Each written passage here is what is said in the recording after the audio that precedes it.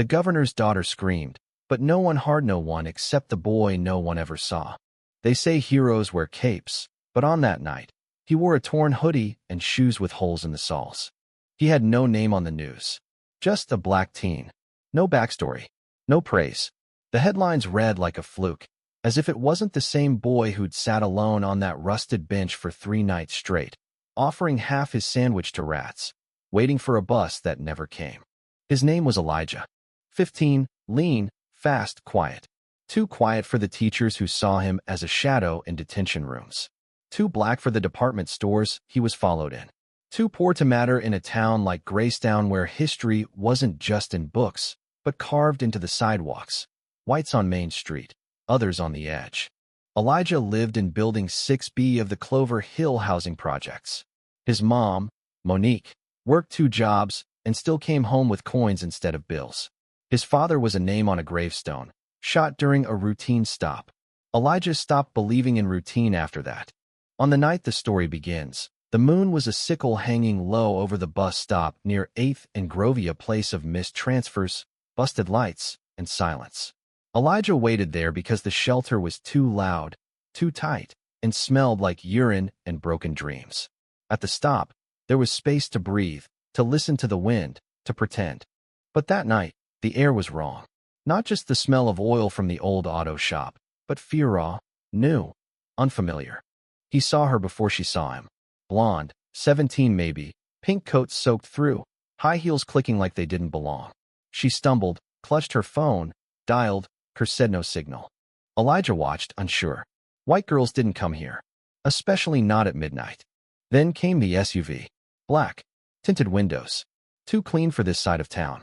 It rolled slow, like it knew her. She turned to run. Doors opened. She didn't scream right away. The hand over her mouth stopped that. But her eyes screamed like sirens. Elijah moved without thinking. Not because he wanted to be a hero, but because something in him remembered his mother's saying, "Silence is violence too." He charged, a blur of limbs and rage. A rock in his hand. Yelling. Swinging. Chaos. The man dragging her cursed, swung back. Elijah ducked. Through the rock. Hit glass. Alarms. The girl fell free. Elijah grabbed her wrist. Run. They ran. Through alleys, past broken fences. She sobbed. He didn't look back. They didn't stop until they reached the bodega near 22 Nth, one still open at all hours, owned by Mr. Rahim, who never asked questions. Elijah burst in, pulling the girl behind him. Blood on her lip. Bruise on her jaw. Mr. Rahim froze. Then, quietly, bathroom. Lock it. Elijah stayed outside, panting, listening. Sirens. Minutes later, cops stormed in, guns drawn, yelling. They didn't ask, didn't wait. Elijah was face down on the ground before he said a word. Even with the girl screaming, "He saved me," they cuffed him. The report said he matched the description. The bruises on his ribs said they didn't care what description that was. News broke the next morning. Governor's daughter attacked and failed kidnapping attempt. Saved by unidentified minor. For hours, she begged to see him. They refused. It took her mother, the governor herself, marching into that precinct, press behind her, cameras rolling, to get him out. They made it look like mercy. A photo op. A thank you handshake in front of flags. But Elijah's hands were shaking. The governor said, "You're a brave young man." He said nothing. She said, "We owe you so much." He said, "Then stop treating us like we don't belong." They cut that part from the broadcast. The city wanted a savior. It didn't want a sermon. But word spread. From Graystown to D.C. From bus stops to boardrooms. Students walked out of class. Justice for Elijah trended. But Elijah didn't tweet. He sat on that same bench the next night. Hoodie up. Sandwich in hand. The girl Lila found him there. "Why'd you do it?" she asked. He looked at her. Really looked. "Because if I didn't, no one would've." She sat beside him. No words. And in that silence, something shifted. Not enough. But something. Because sometimes, revolutions start not with speeches, but with a boy, a girl, a bench, and a moment no one saw coming. The news cycle moved fast. That was the first thing Elijah noticed.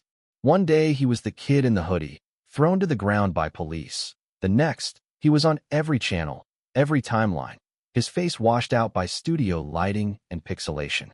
Not his voice, though. That was missing entirely. They played the body cam footage over and over. Brave teen thwarts attempted abduction. But they blurred his face, didn't even use his name. They called him local youth, minor involved, the boy. Lila tried to change that. She gave interviews. Told the world he was Elijah Brooks. Said he was the only reason she was alive. She described the SUV, the men, how they didn't want money, how it had felt organized, intentional. She cried on live television. The governor stood beside her, hand on her back. But nothing changed for Elijah. After the handshake and the cameras, no one came to his building. No one fixed the busted heater or the flickering hallway light. No scholarships were offered. No visits from the press. No framed letters of thanks. What he got instead was a suspension. Pending investigation, the principal had said, eyes averted. For what? Elijah had asked, sitting across the desk, hands clenched under the table. You were involved in a high-risk incident. There are liability concerns. We're reviewing. He didn't yell, didn't cry, just stood up and left. The halls were silent as he walked them. No one made eye contact. He'd become radioactive untouchable. The white kids whispered. The black kids stayed quiet. Everyone knew what this was, but no one had the words that wouldn't land them in detention or worse. Monique cried that night. Not loud, not messy, just small tears while doing dishes, back turned to him. I did everything I could, she whispered. I taught you to do the right thing, and they still treat you like a threat. He put a hand on her shoulder. It felt like the only comfort he could offer, half apology, half defiance. Lila texted the next morning. You okay? He stared at it for 10 minutes. Then typed. You shouldn't be talking to me. Her reply came fast. That's exactly why I should be. She showed up at the bus stop that night. Different coat this time. Sneakers instead of heels. No makeup. You didn't answer my texts. He didn't look at her. Didn't know what to say. I brought sandwiches. He turned. Raised an eyebrow. What? You think only you can feed rats, she smiled. Besides, it's cold out here. They sat together. Ate in silence for a while. The bus never came. It rarely did after 10. Do you ever think about that night? She asked finally. I think about the part where they tackled me, he said flatly. Yeah, a lot. I mean the SUV. The men. Why they were after me. He glanced at her. You don't think it was random? She shook her head. They call me by name. One of them said, Governor's little girl thinks she's safe. I don't think this was about money. Elijah leaned back. Let the words settle. I told my mom, she said. She said it's being handled. But no one's telling me anything. They say it's classified. Classified, Elijah muttered. Translation, swept under the rug. She turned to him. You believe me, right? I do. I just don't know what to do with it. She hesitated. I was hoping. Maybe we could find out. Together. He exhaled slowly. Looked at her face. Saw the fear there, but also the steel underneath it. You're not scared? I am, she said. But I'm tired of being quiet. Elijah stood. Stuffed the sandwich wrapper into his pocket. The wind howled through the broken billboard overhead. Then let's stop being quiet. What followed wasn't clean. Wasn't easy. They started by tracing the SUV. Lila had seen part of the plate. Elijah, using a burner laptop from his cousin, ran it through forums, old parking tickets, Reddit threads. They found some Thinga private security firm called Stratwin Solutions. No website. Just a warehouse listed outside town. Elijah borrowed a bike. Lila took the bus. They met at the edge of the industrial park, where cameras hung like flies and silence ruled. Are we really doing this? She whispered. You said you wanted to know. They circled the building. Found a rear entrance. Locked. But Elijah had watched enough YouTube to pick it with a pin. Inside, the air was cold, sterile. A hallway lined with monitors, old files, security footage. They found a desk. A list. Names. Addresses. One was circled in red, Lila Thompson. 17, extraction ready. She backed away, hand over her mouth. Elijah flipped the pages. More names. More targets. This isn't just about you, he said. They're hunting people. They took photos. Left quickly. That night, Elijah emailed the files to 5 local journalists, 3 national ones, and 1 anonymous whistleblower blog. The story exploded. Not immediately, but in 3 days, everything changed. Headlines screamed. Private security firm linked to targeted kidnapping plot. A task force was formed. Stratwin executives arrested. Evidence of bribery, surveillance, corruption, even links to extremist groups surfaced. And through it all, One image kept circulating, not from the governor's press team, but from a security cam near the warehouse. Elijah and Lila, standing side by side. A black boy in a hoodie, a white girl in a red coat, both looking defiant, unafraid. It went viral, not for spectacle but for what it meant. The city could no longer ignore him. The governor publicly thanked Elijah again, this time with no script, no flags. She called for police reform, promised funding for schools like Elijah's, called him by name. He was invited to speak at a youth summit. He stood at the podium, took a long breath, then said, "I didn't do it to be a hero. I did it because no one else would. And I'll keep doing it, until kids like me aren't seen as threats. Until girls like Lila don't have to be saved." He paused, looked around the room. You don't have to be powerful to change something. You just have to stop being quiet. Monique cried again that night, but not out of fear, out of pride. Elijah went back to the bus stop, still wore the hoodie, still brought sandwiches. But now, when people passed him, they nodded. Some smiled. Some even sat beside him. Lila came too, not because she had to, because that bench had become something else now. A place where silence ended. A place where stories began. They thought the storm had passed. For a moment, it looked like it had. The arrests, the speeches, the interviews where Lila and Elijah sat shoulder to shoulder on daytime television, politely answering questions from well-dressed anchors who smiled too much and didn't listen enough. But truth, real truth, never sits quietly. Not when it's been buried so deep. Because a week later, Elijah woke up to flashing red and blue outside his window. Again. Not for him this time. This time, it was his cousin Marcus, dragged out of Building 6A in cuffs. No explanation. No warrant. Just a tip that turned up nothing except a half-empty can of Coke and a scared 12-year-old girl crying for her brother. Elijah watched from his window, heart thudding, jaw clenched. They weren't going to let this go. "You made noise," Monique said that night, pacing the kitchen. "They're going to remind you who controls the volume." Elijah didn't respond. He stared at the newspaper on the counter. Front page. His face. Again. Teen hero calls for change. He didn't feel like a hero. He felt like a target. That evening, Lila met him at the bench again. She looked tired. Her eyes darker, hair tied back, voice low. "I think someone's following me." Elijah looked up, alert. "When?" "Today. At school. And then again near the bookstore. Same car, both times. Silver Camry. Tinted windows." He didn't hesitate. "You're staying with us." "My mom won't let that happen." "Then I'm staying with you." Silence. Then she nodded. They snuck him in through the back gate of the governor's residence, easier than you'd think. Security was tight near the front, but the rear was just a stone wall, old and cracked, with a camera pointing the wrong way. Elijah had scaled it twice before, once for a dare, once for quiet. Lila's room was cold and too clean. Pictures of horses and awards for debate. A framed photo of her family, her mother in a pantsuit, her father holding a trophy. He was never mentioned now. Elijah stood in the corner, arms crossed, eyes on the window. Lila sat on the bed. "They think we'll stop. We won't. They'll try harder. So will we." That night, while the city slept, they planned. Names from the Stratwin files. Places mentioned in half-erased footnotes. Connections between corporations, funders, political donors. They mapped it out. Drew lines. Spotted patterns. And one name kept coming up, Senator R. Lowell. Big in security funding. Friend of Stratwin. Silent since the arrests. Untouched. Elijah looked at the connections. He knew. He paid for it, Lila added. "Look at this transfer. $20,000 2 weeks before my attack." Elijah leaned in. "How do we prove it?" Lila opened her laptop. "He's got a fundraiser next weekend. Open invite. Public. Press allowed. You want to crash a senator's event? I want to bring a camera." He stared at her. She didn't blink. So they did. The ballroom was gold and marble.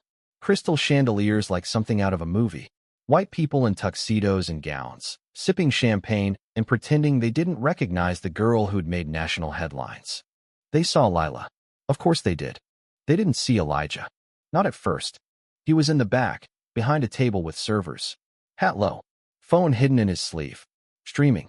Lila stood near the stage, waiting. Senator Lowell appeared at 8:17 p.m. Tall. Gray hair. Smile like a knife. He stepped up to the microphone. "Security is freedom," he began. "And freedom must be defended." The crowd clapped, toasted, nodded like wind-up toys. Elijah watched Lila move, slowly, carefully, toward the stage. She waited for the moment, then stepped up beside him. Lowell turned, startled. "My name is Lila Thompson," she said, voice steady.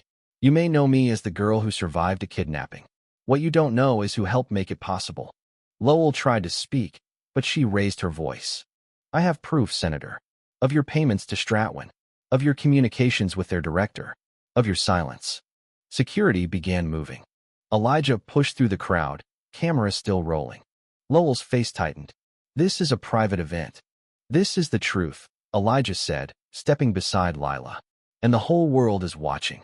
By morning, the footage had over 10 million views. Senator Lowell denied everything, then backtracked, then disappeared from public view. An investigation began. Real this time. Federal. And Elijah Brooks was no longer the boy.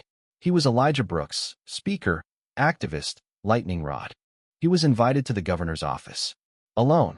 She poured him tea herself, asked him how he was, said she admired his courage. He asked her why it had to be him, a kid, with no power. She said it shouldn't have been, then offered him a seat on the new Youth Oversight Board, a program for real change, policy, legislation. He said yes, not because he wanted to play politics, but because he was tired of fighting from the sidewalk. Lila kept speaking too. They toured schools, told their story, not the sanitized version, the real one, about fear, about silence, about the system that let it happen. And slowly, things changed. Not all at once, not everywhere, but enough. The school revoked his suspension, apologized, publicly. Monique got promoted, a city job, health benefits. Marcus came home. The bus stop got cleaned.